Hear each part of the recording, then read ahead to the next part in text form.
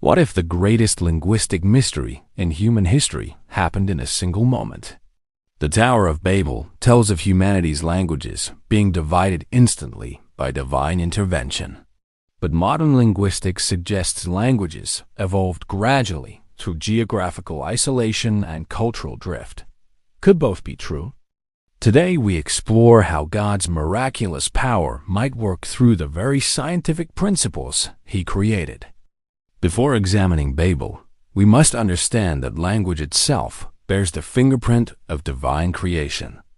When God spoke creation into existence, He established the fundamental principle that words carry creative power. The very concept of communication, syntax, and meaning didn't evolve randomly. It was embedded into the fabric of reality by divine design. Modern linguistics reveals the incredible complexity of language acquisition in children. Within just a few years, every child masters grammatical structures so sophisticated that linguists spend decades trying to decode them. This language instinct points to something far deeper than evolutionary accident. It suggests a divine programming that enables human communication. The Tower of Babel represents the first great linguistic event after the flood, where humanity shared one language and one speech. This unified communication system wasn't primitive.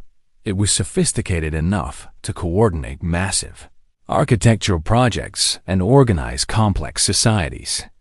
The Hebrew text suggests this original language carried extraordinary precision and power, reflecting its divine origin. Consider how God's creation of language parallels His creation of physical laws. Just as gravity, electromagnetism, and nuclear forces operate according to precise principles, language follows intricate grammatical rules, phonetic patterns, and semantic structures. Both the physical sciences and linguistic science reveal a creator who works through elegant, discoverable systems. The scientific study of language origins, rather than contradicting the biblical account, actually supports the idea that language requires intelligent design. The complexity of syntax, the universal grammar found across all human languages, and the incredible speed of language acquisition all point to a divine architect who embedded communication capabilities into human consciousness from the very beginning. The confusion of languages at Babel presents a fascinating intersection between divine miracle and linguistic science. Historical linguistics documents how languages naturally diverge over time through geographical separation, cultural shifts, and phonetic drift. Yet the Babel account describes an instantaneous, linguistic division that created mutual incomprehension among formerly unified peoples. Could God have used accelerated linguistic processes to accomplish this miracle?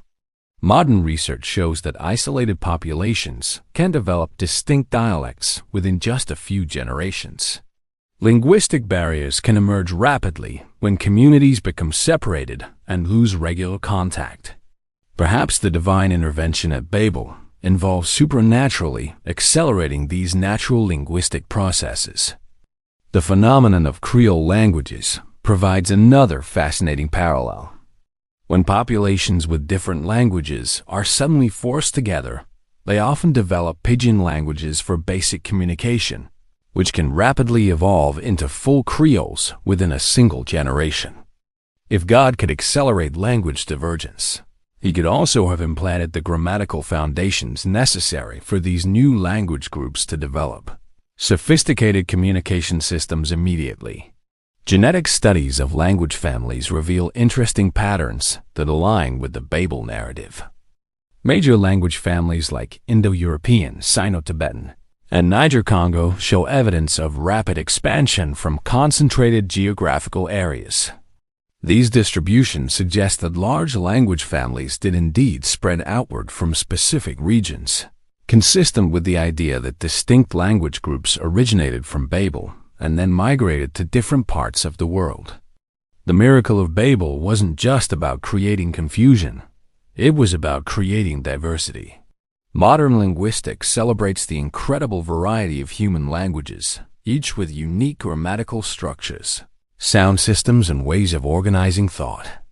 This linguistic diversity, whether achieved through miraculous intervention or guided natural processes, reflects the creative abundance of a God who delights in variety and complexity. The scientific principles governing language change operate with remarkable consistency across cultures and centuries. Phonetic shifts follow predictable patterns. Grammatical structures evolve according to observable rules, and vocabulary changes reflect social and technological developments. These linguistic laws function as reliably as any physical law, suggesting they were established by the same divine intelligence that governs the natural world. Sound changes in languages follow precise patterns that linguists can track and predict. Grimm's law describes how consonants shifted systematically across Germanic languages. The great vowel shift transformed Middle English pronunciation in predictable ways.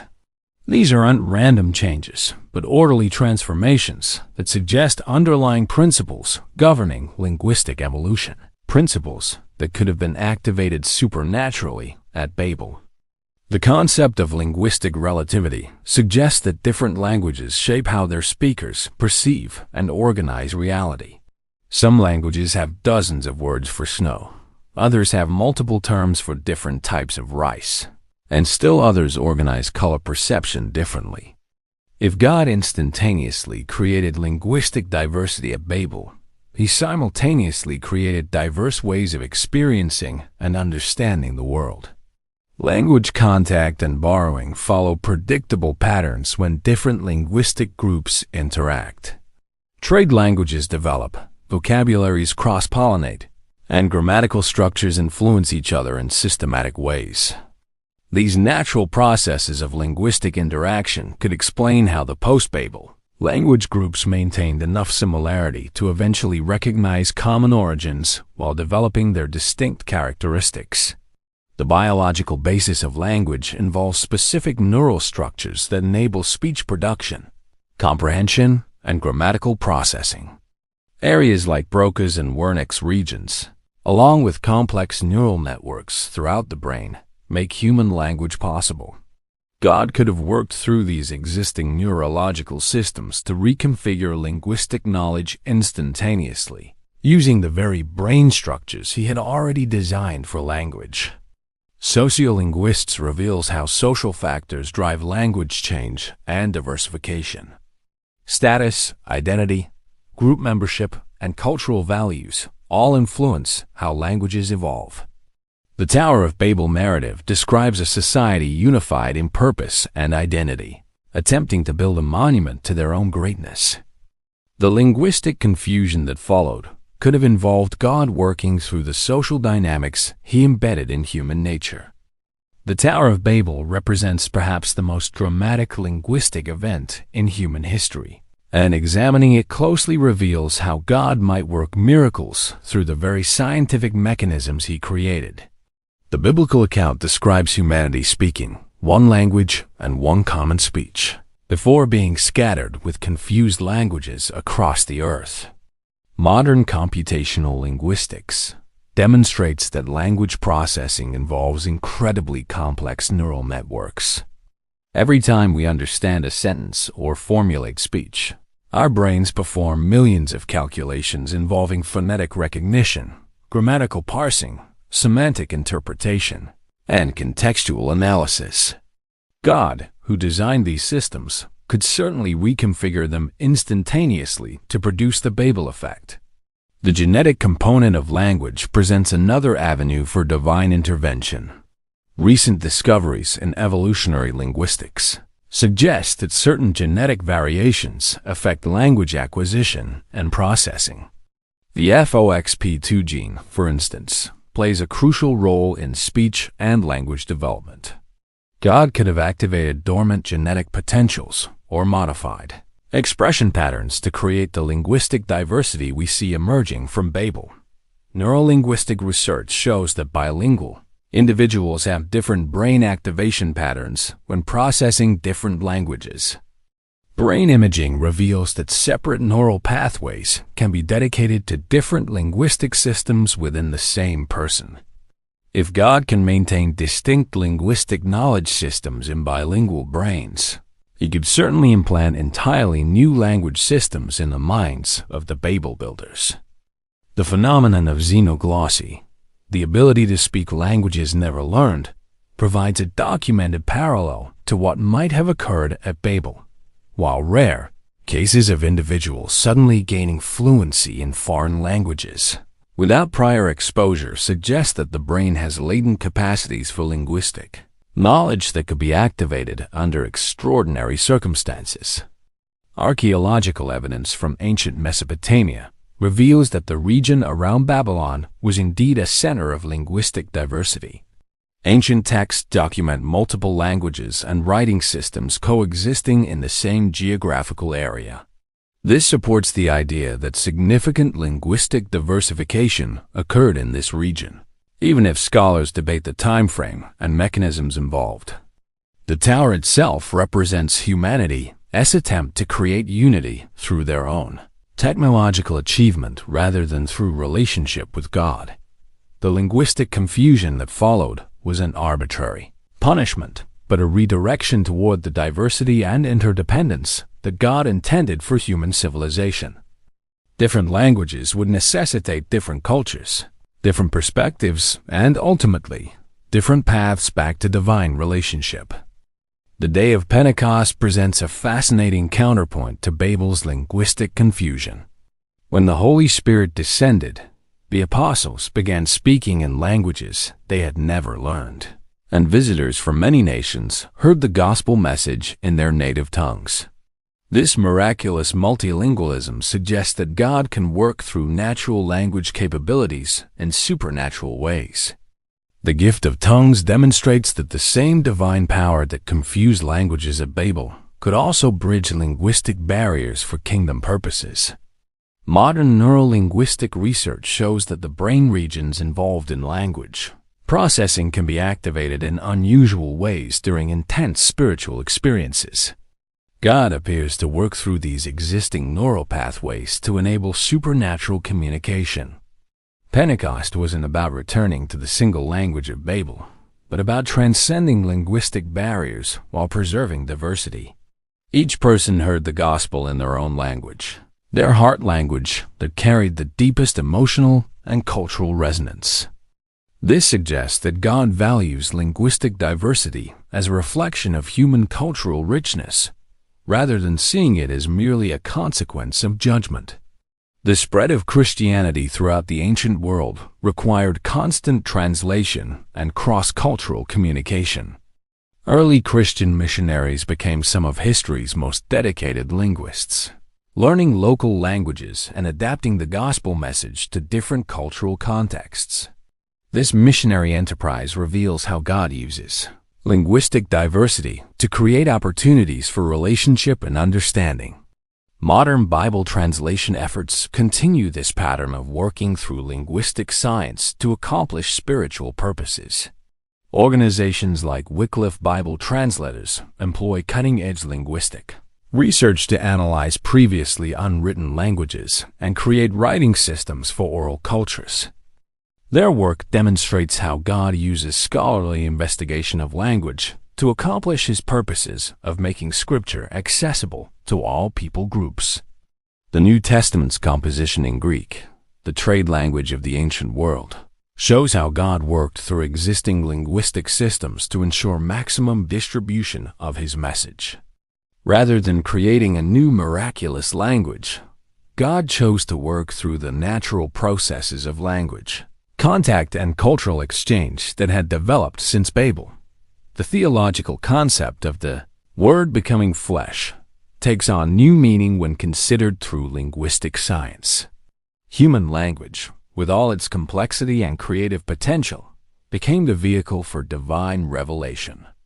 The same capacity for communication that was confused at Babel became the means through which God chose to reveal Himself most fully to humanity. Despite centuries of linguistic research and increasingly sophisticated understanding of how languages work, the deepest questions about human communication remain mysteries that point beyond scientific explanation. Why humans alone among all species possess the capacity for infinite creative expression through language.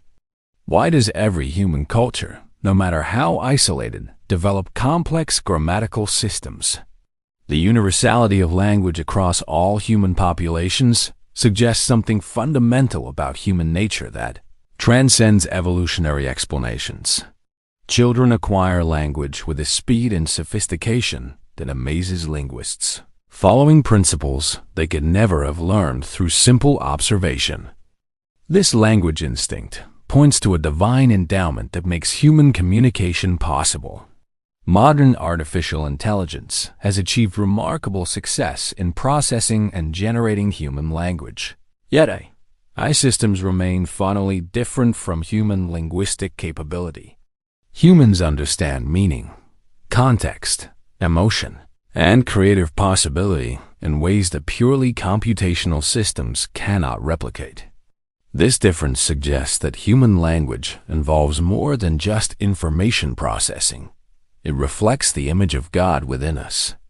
The Babel account reminds us that language is not merely a human invention, but a divine gift that can be given, modified, or withdrawn according to God's purposes. While linguistics can describe how languages change and develop, it cannot fully explain why humans have this capacity in the first place, or how it might be supernaturally altered. The relationship between thought and language continues to puzzle philosophers and cognitive scientists. Do we think in language, or does language shape our thinking?